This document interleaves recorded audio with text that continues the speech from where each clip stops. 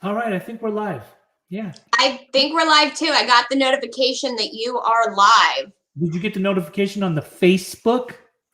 Let me check. Okay, welcome everybody to Peggy's Recovery Corner. I'm here with my special guest today. This is a friend. Her name is Elle Fortner. She is in recovery and she's a mama. And today's topic is actually being a parent, both in addiction and out of addiction.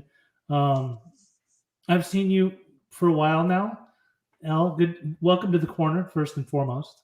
Thank you so much for having me. I'm really excited to be here today. Happy Tuesday. Happy Tuesday to you too. I know that you're on your lunch break. I'm so happy that you were able to make yourself available to come and talk today here. You know, I always like having various people on the podcast. This is a recovery podcast that that looks at recovery from all different walks of life or lack thereof. There, you know, and there's reasons that I say that part, and in the future we will see why. But today, I do know that you are a stand-up woman who is in recovery. You live in Orange County, to my understanding, right? Yes. And you are. How old are you? First off. I'm 25 years old. Okay, I do ask a woman's age. I know sometimes they say you shouldn't. How long are you sober?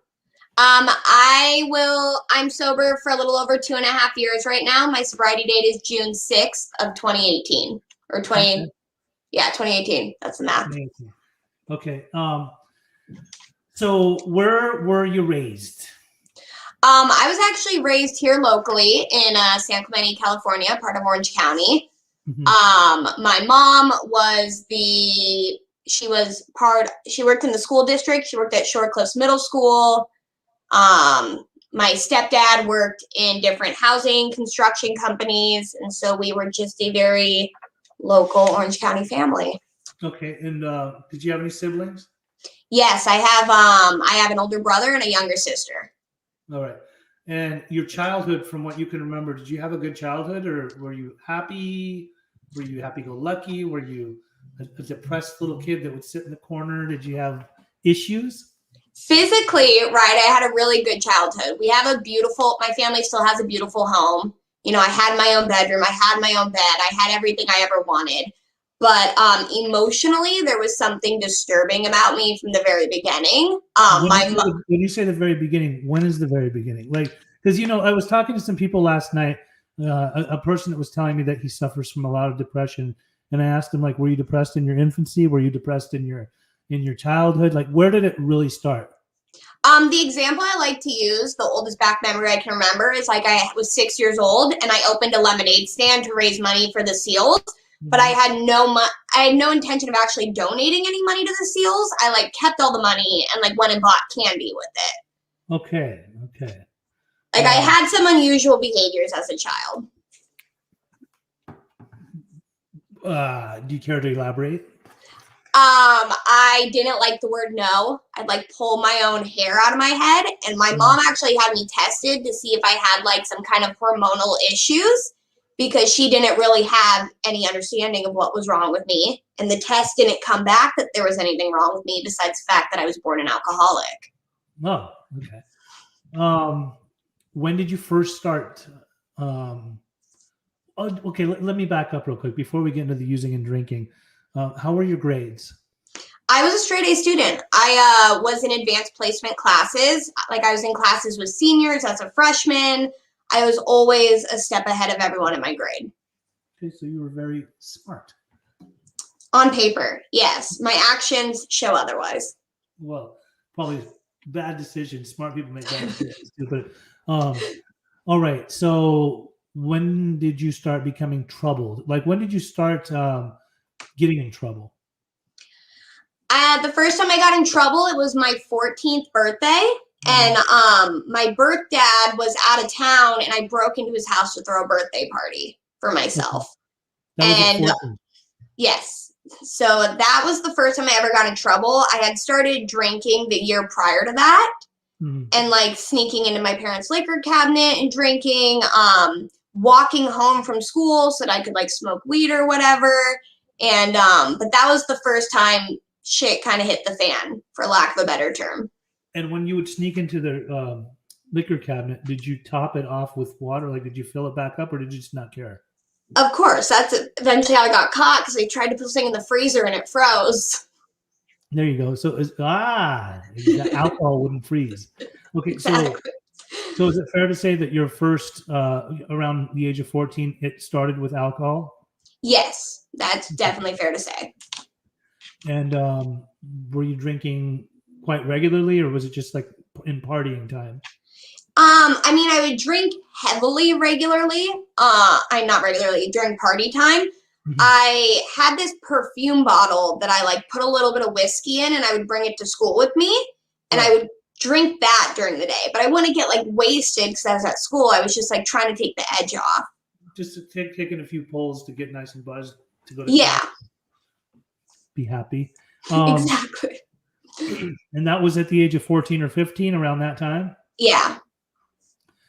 What kind of stuff was going on in San Clemente during those times when you were in your adolescence? Was there like a status quo? Like, how were the kids? Were you trying to fit in? Was everybody of the same type? Or, I know San Clemente. I know the city. It's a cool city. It's a very beach type of city. There's different classes of people. There's the very wealthy. There's the middle class, and then there's even like the not middle class, like a little bit lower, right? So, I mean, there's all different people from all walks of life down in San Clemente. What were you influenced by? So my experience in school, right, was that like I was never one of the popular girls. I was never like someone who was going to be on the cheerleading team or anything like that. Right. And I noticed that the more I did with drugs or the more I did with alcohol, the more attention it gave me. And it was like a challenge. And there were definitely like that group of kids in school where it was like you were taking ecstasy on a Tuesday during class. And like, so being able to keep up with that behavior and like ditching class to go smoke cigarettes, like I found my little niche of people. Mhm. And it felt like I got some kind of, I don't know what the word I'm looking for is, but it felt like I got respect by doing things like that. I understand. I get it. I understand it all too well. I was actually going to Costa Mesa High School probably many years before you, but I know that lifestyle, and that was down in Orange County too. Okay, so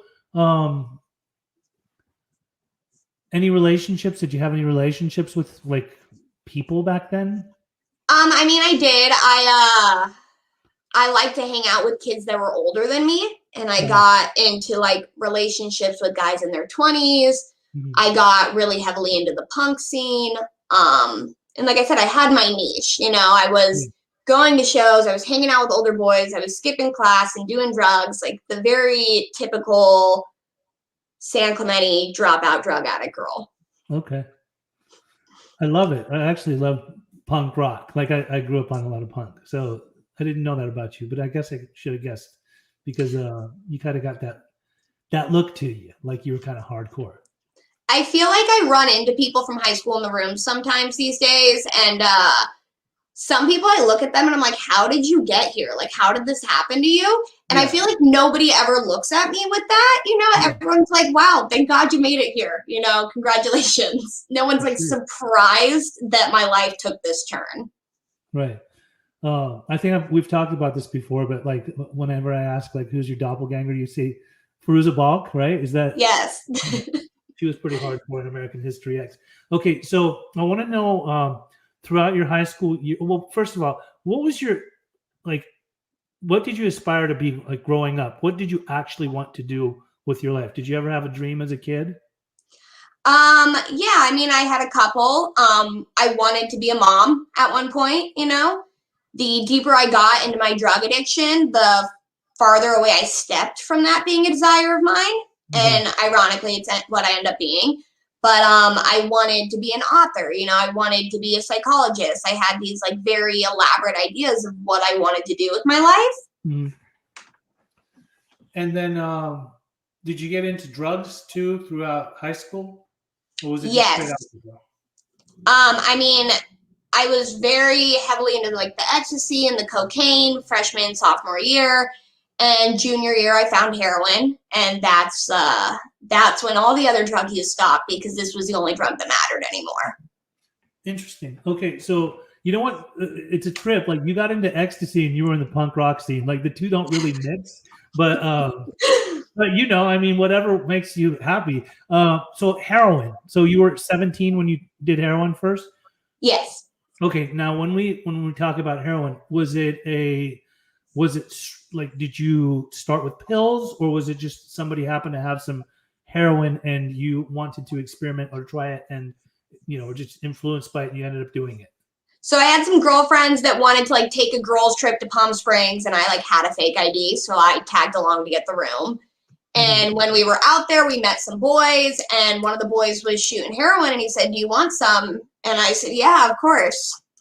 Okay, so question for you. So, you know, a lot of kids growing up, like if they were to see a heroin addict, I'm speaking from my own experience, somebody with a needle, for example, like it almost looks like that's a very scary drug. You know, like I knew the first time I was going to do cocaine, like everything I had learned before about cocaine, I knew it could become highly addictive. So when it came to heroin, I never ever thought in my life like I would do that particular drug because you always thought like that's the worst of all of the drugs and like you could fully turn into a junkie. It's not like we hadn't heard the term junkie before we actually became one, right? So Yeah.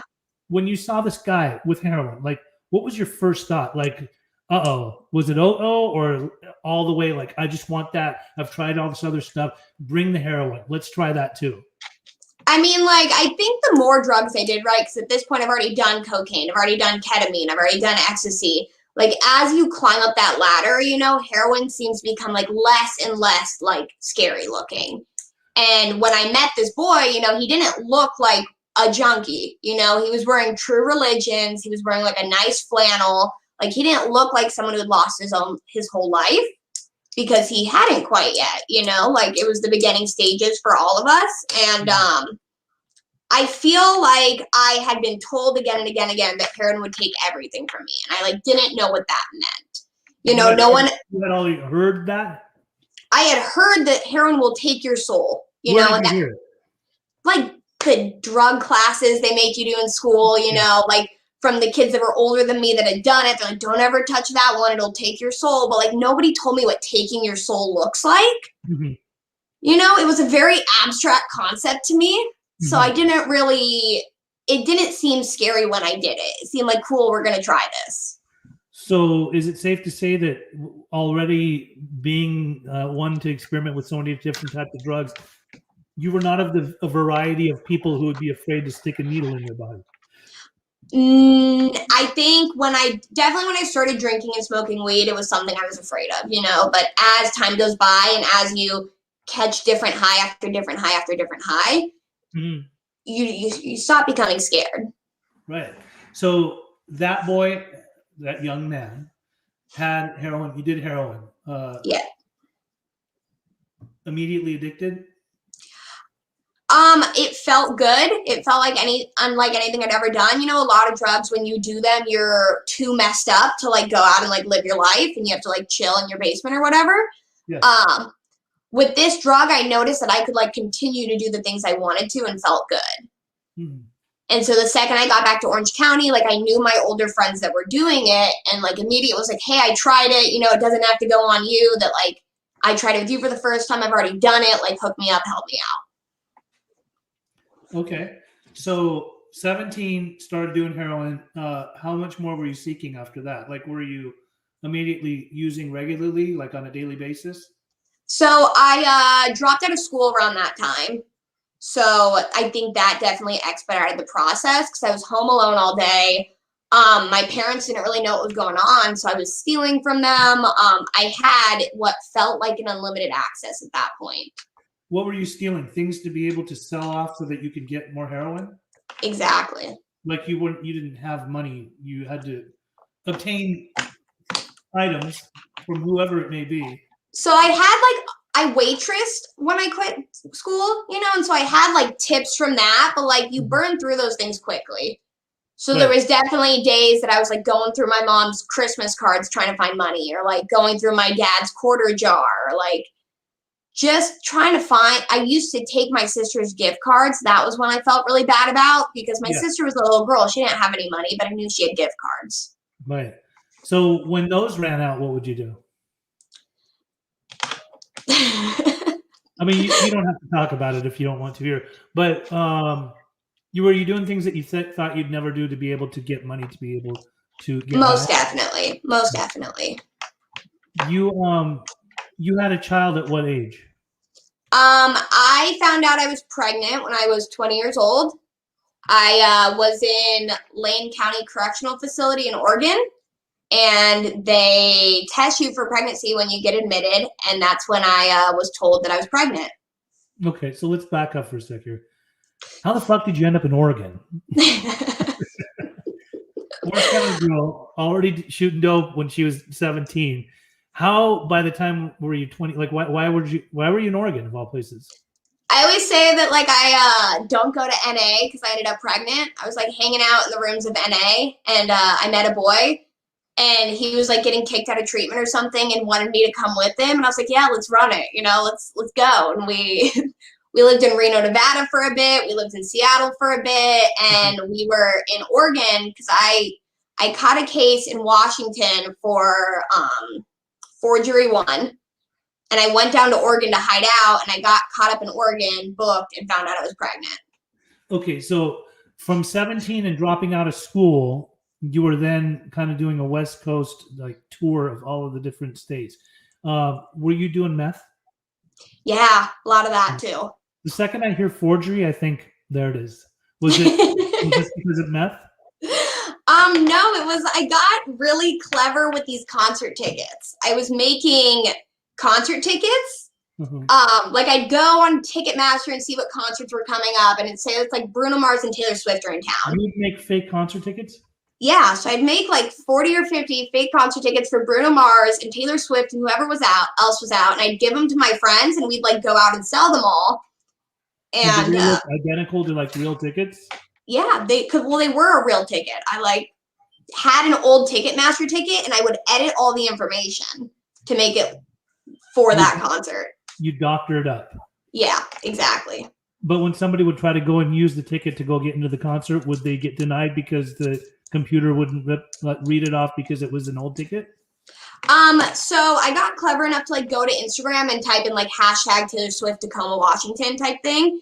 And people will post their tickets on Instagram when they get them. They'll be like, look, I got my tickets in the mail. And so I would steal those barcodes and attach them to my tickets. Because a lot of people would call on the ticket when they met me to make sure it was a real ticket. So I needed a real barcode.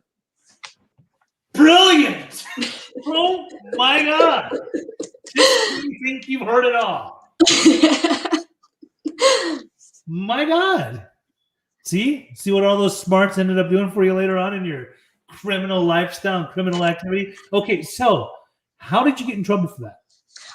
So they had been building a case on me. I'd been doing this for like the course of 2 years probably. And they pretended to be people trying to buy a ticket because I would like download Text Now apps and delete them every few days. And these people, they had me meet them at a gas station, and they said, what are you wearing? And I said, a striped shirt. And then next thing you know, like PD comes out. So there's undercover cops out in the community that are busting people or were busting people during that time for fraudulent tickets for concerts. Fraudulent concert tickets, yes. And that's what you got in trouble for, and is that why you started moving in the direction of becoming rehabilitated? Did you go to rehab between 17 and 20? No, I did not. I actually did not make it to rehab until I was 23 years old. So you back up. You said something about a 12-step program, something and something, and some guy. And where did you meet the guy again? Remind me. NA. When I turned 18, my mom gave me this ultimatum, like, you need to go to NA or you need to move out. And so I would go to NA. And on that NA campus, you met a man, and yes, that's who you had a kid with. Yes. We were running around just doing our West Coast tour, as you put it. And I went on the run from Washington because they released me, and I went down to Oregon to hide out. And we were living at these people's house that had an open CPS case. And it was mentioned in the CPS case that I lived there. And because I was a fugitive of Washington, they put the pieces together and came and got me. And so I ended up pregnant, hanging out in jail, spending my first trimester there before they extradited me back to Washington, and they released me to be homeless and pregnant on the streets of Washington. Where's the dad now?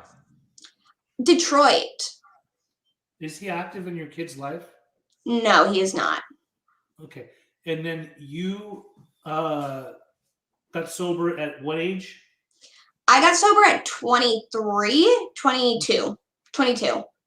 Did you try getting sober before that a few times and stay sober for very long? I tried getting Demi Lovato sober.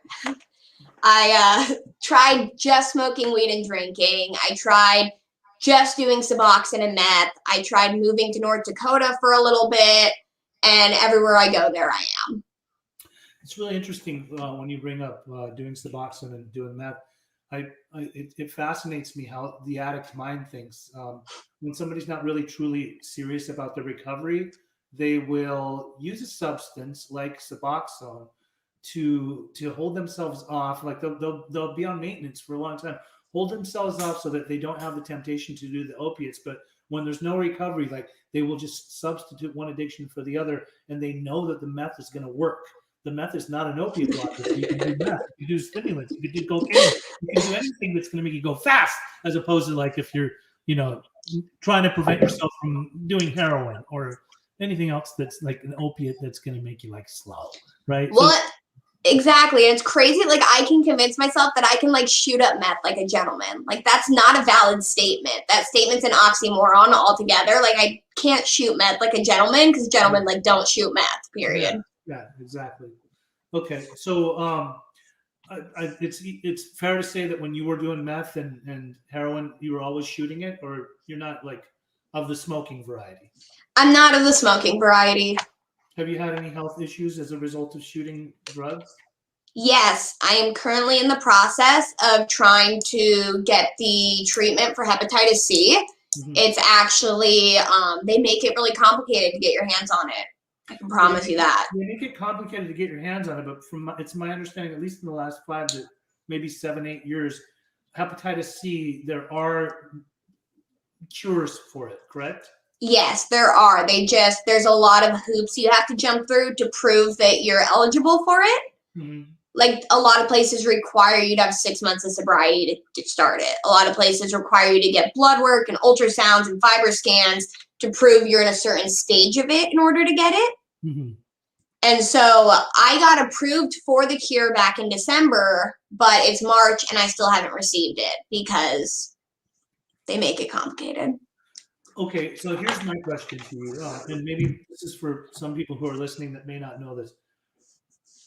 Whenever I hear about people shooting dope, whatever kind of dope that may be, first thing I think is, do they have Hep C, right? How does, just so that, educationally some people can learn, because most people that already have done that stuff know, but for those that don't know, how does one get hepatitis C as a result of shooting intravenously any type of drugs? So you get hepatitis C from contracting it most of the time from someone else who has it, So when you're really strung out and you're really trying to get high, you start to not care about who you're sharing needles with, or your friends will promise you up and down that they don't have it, or whatever the case may be. But you could have hepatitis C and have no idea you have it, and you could be passing it along.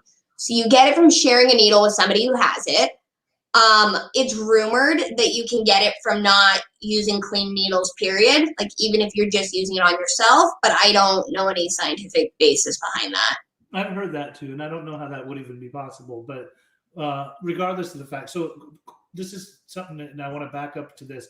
The first time that you were ever going to use a shared needle with somebody else, did the thought cross your mind that this could be a major risk, or did you not even think about it at all? Like, did that person tell you, I don't have Hep C, or did the conversation even come up? Or did the thought, even if the conversation didn't come up, did the thought cross your mind that I'm sharing a needle with somebody right now, this could be dangerous? Or were you just blindly going into it, not even knowing at all?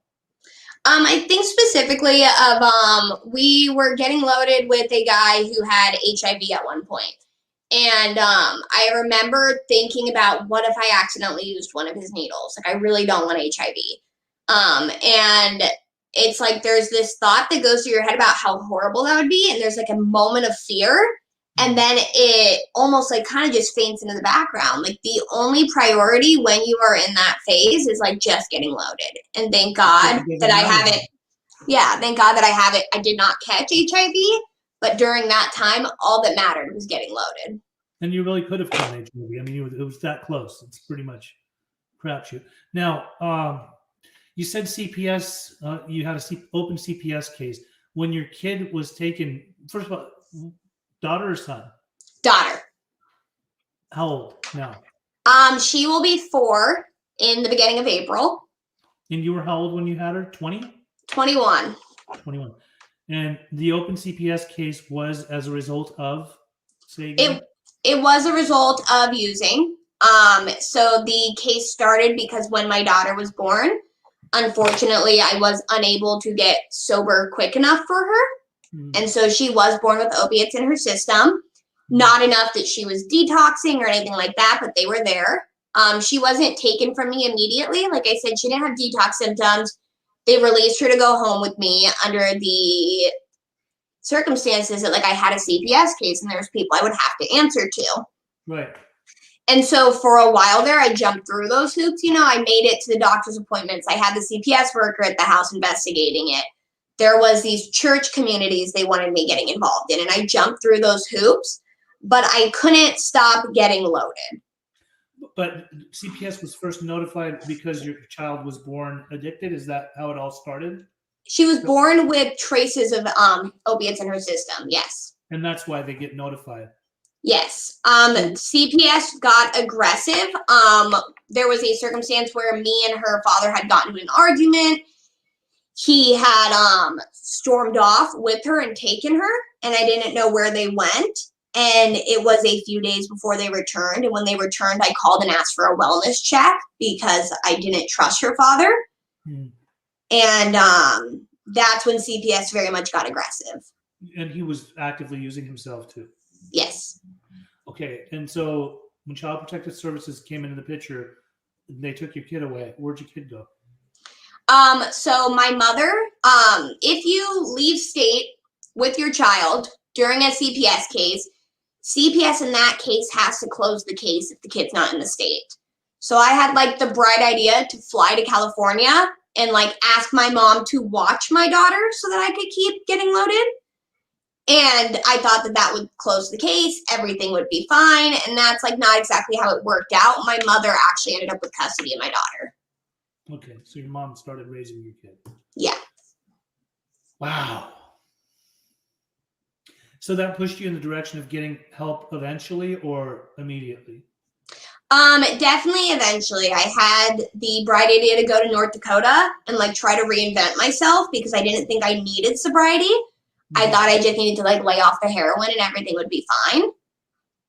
I thought I just needed to like get away from her dad and everything would be fine. I had like all of these really bright ideas about what my problem was. And even though I went to North Dakota from her dad and got off the heroin and did all those things, it didn't solve my problem. And so I ended up getting sober about 8 months later. I came back to California to go to treatment. Wow, that's heavy. You know, so you went to treatment and that was what year? It was 2018. It was June 6th of 2018. I went to New Directions for Women actually, because I knew they were a mothers and children-based treatment center. I'm not huge on like advertising for treatment centers, but I love New Directions. They have something really special over there. And did you want to go there in hopes of having your kid with you in the treatment process?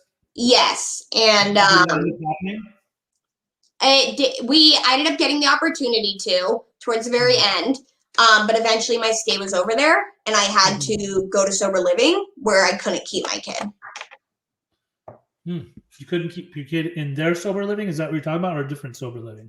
A different sober living. So New Directions does residential treatment for women with children, and I know there's special opportunities for a sober living type level of care, but at the time there was a lot of women there with a lot of kids, and it was like time for me to move on. I was a scholarship, so I was a scholarship patient, and it was definitely time for me to move on and kind of take care of myself a little bit more. You got scholarshiped into there? Yes. Yeah, I like that you said that you're not one to advertise for treatment, but I got to say, I've actually gone and toured New Directions. They're a nonprofit organization in Costa Mesa, California, that is all women. And I'm not saying this to advertise for them. I was very, very impressed with what I saw. Very impressed. Huge group rooms, lunchroom, all of that. But what was really cool when I went and saw them a few years ago is there was writing on the walls that was like, it was nice writing. Like it was peaceful. It was a tranquil environment. And the coolest thing was when I went and looked at the women's beds. On the floor next to all the beds were these little pillows, and they were prayer pillows, and it would help remind women to get on their knees and pray because you need God like your life depends on it. Funny enough, a really common thing over there is like, because when I got there, I didn't know what that thing was, and that I ended up getting the opportunity to work there at one point, and a lot of clients have no idea what those meal prayers are. Oh, did they take them out maybe? No, they're still there. They're underneath all the beds, but a lot of clients are so not used to praying, they have no idea what that thing is. Well, I thought it was a really brilliant idea. It's really cool to plug people into some kind of higher power, however that may be. Wow, Elle. I mean, okay, so you took it seriously on this last attempt. Obviously, you've stayed sober for a while. How much is your kid in your life now? I have my daughter. I have her every other weekends. I have her Mondays and Thursdays. And that is a huge jump. And when you have her every other weekend, where else is she? With mom? With your mom? Yes. Okay, so partial custody. Yes. Right. How does it feel to be a sober woman, a sober mother, and be able to be present in your child's life? It's definitely a trip. It's definitely I remember sitting in New Directions, and I remember wondering, like, am I doing this to be a mom? Like, what am I doing this for? Yeah. And I remember thinking, like, it doesn't matter if I'm going to be a mom. It doesn't matter if I'm going to stay sober. None of that stuff matters. Like, I just need to show up and do this today. Mm. And, like, having that attitude for so long. And then going out into sober living and, like, getting this sober freedom, right? And, like, getting sober friends and, like, people who pick you up and take you to meetings and go get pizza afterwards and, like, all the 9 yards. And it's like I'm 22 years old and single in Orange County again, like, going on dates, doing all these things. And I, like, lost sight of, like, what my wanting to be a mother, As an alcoholic, even in sobriety, I'm very, very quick to be selfish. Mm-hmm. And I think I definitely lost sight sometimes of what I was doing. But luckily for me, like, my mom is so awesome. And I got reminders. Did your mom have you when she was really young? No. She didn't. Okay. No. But my mom reminded me, like, you need to be here on this day, and I made all my visitations, and I picked up the phone every time my daughter wanted to FaceTime. And I gave money when I could give money. And I, like, did all of those actions that, like, provided me the opportunity to be a mom today. But I think the emotional process through that was a lot different than I thought it was going to be. It's difficult. Yeah. It's hard. It's got to be hard, But like you said, even the fact that you have her partially in your life right now, as far as custody goes, it's huge. You made big strides. And the goal is eventually to obviously have her with you, correct? Yes. Like 100%? Yes, 100%. Are you ready for that? I am learning to juggle what I have right now because my life looks different when I have my daughter. Meetings look different. Hanging out with friends looks different. Everything looks different than it used to look. So I'm still trying to find the balance there. I understand. It's interesting. I know you because you are part of a very strong group of both young and old people in Middle and South Orange County that are in recovery. It's like a full support system, a full group of people who I gotta say take their sobriety extremely seriously. At least the majority of the members of that group really, really, really value their recovery, their sobriety. So it touches my heart when I see someone like you who was a lot like me, a very stubborn teenager that was, for whatever reason, I'm sure we had our own traumas that took us down some pretty dark paths. I believe that you were a rebel, like I was a rebel, and like the idea of really getting sober was not in any way like appealing. It didn't sound enticing. Nothing about it sounded realistic or like anything we wanted to even take on. Right? Like, Yeah. why would I want to get sober? I love getting loaded. Like when you love getting loaded and it becomes your everything.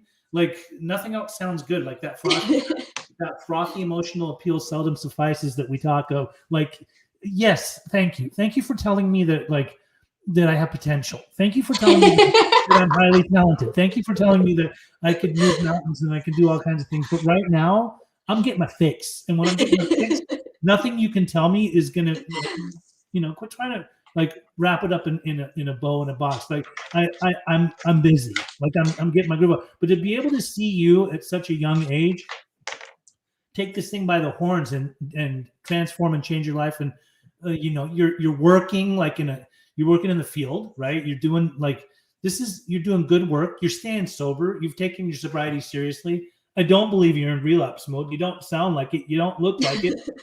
When I asked to have various women on the podcast, it's because I always take interest in hearing people's stories, whether they be young, old, celebrities, not celebrities, doesn't matter. I don't think that addiction in any way, shape, or form discriminates against who's using drugs. Like addiction is ruthless. It's cunning. It's baffling. It's powerful. And when it has you, it has you. And to see that you've actually broken out of the clutches of addiction that it once had upon you, you're on a good path. Like you're good people, Elle. Like I always. I enjoy it when I see you, whether it be on Facebook or even in person, you're good. And I know that you help a lot of people and that you're really plugged into the recovery scene. So, it can't be easy trying to actually be a mother when you probably never really intended for that to happen this early in life. But I love that you're stepping up and taking it seriously. And I wish you nothing but the best with what you are going to be experiencing in your motherhood as you get your daughter to be closer and closer to you in your life. No, it continues to be incredibly rewarding. Absolutely. And, I often wonder to myself, there's so many different people that have addictions. And then when they have kids, sometimes their kids become carbon copies of them. And sometimes their kids become polar opposites of what they are, depending on how the kid is brought up or raised or their own ideologies that they create. I've seen a lot of alcoholics and addicts who their kids have never seen them drunk or high, and sometimes their kids never even go down that path. They do something completely different, have a whole different lifestyle, and then sometimes the kids do exactly the same thing. So I used to have this counselor in rehab that whenever there was clients in our rehab setting that had kids and these people were still thinking about using or drinking or not really serious about the recovery, he would often tell them, you have kids now, party's over, just so you know. Party's over. It's time to focus on yourself so that you can be there for your kids. And I commend you for actually doing that with your life and being the stand-up woman that I know you to be. Well, thank you, Pej, and thank you so much again for having me today. For sure. If you have any kind of message that you'd like to put out in the universe as we close this up, please say whatever you need to say, because I know you might be able to help. If just one person, that would be wonderful, but anybody and everybody. The most important thing I heard when I got to sobriety and I looked at other women who had their kids was I heard again and again and again, the kids always come back. And I heard stories about how the kids came back, and they never came back in the most conventional sense. They always came back, and that was important to hear. Because as a mother in early sobriety, hopeless feeling, and it feels like I might as well just give up on being a mom and go get loaded again. But the kids always come back, and I think that's an important message. I love that you say that. I actually have a friend right now that's going through some really hard times. He made some bad choices. He ended up going to prison. He made bad choices with the person that he was in a relationship with, that they had a kid with.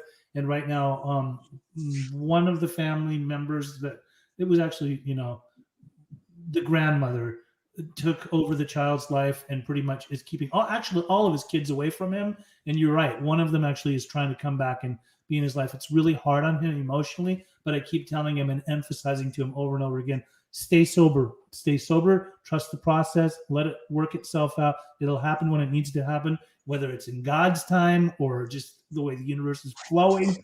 Just stay sober, because if you go and you get loaded again, you're going to fuck up the process and prolong any type of time in your life where you may be able to redevelop a relationship with your kid in your life. So I love you very much, Elle. I hope you have a lovely rest of your day. Thank you for coming to Pej's Recovery Corner, and I hope to see you again soon. I love you too. Thank you, Pej. Bye. Bye.